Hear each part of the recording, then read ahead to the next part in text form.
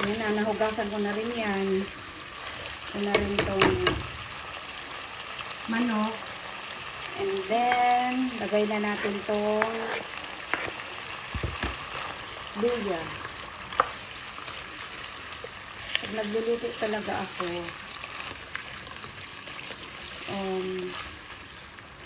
pinapakuluan ko muna. Yan, sunod ko na itong bawang at sibuyas.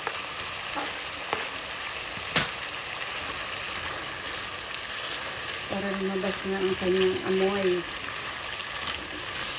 Ang kanyang aroma. Isa natin ito ng bonggang-bongga. Nilagyan na natin ang paminta.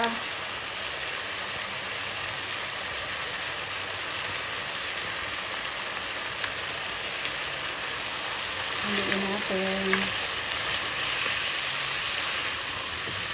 Then, ilagay na natin itong carrots and patatas. Takpan muna natin. See you later. Check natin kung pwede na ilagay yung gata. Yun. Ilagay na natin yung gata.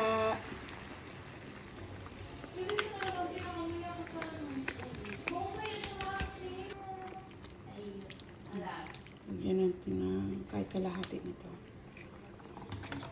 Lagyan natin ng konting pampalasa. Dito sa mix. Patis. Konti lang. Haluin natin. Nakalimutan kong i-on yung camera. Yung video.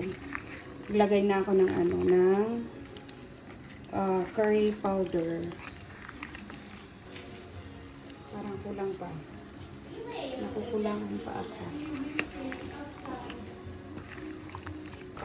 Then, ilagay na natin itong bell pepper. Haluin natin.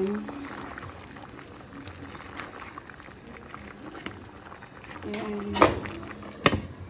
Simmer natin siya. Tignan natin itong kung malumuy na. Yun na. Pwede na ini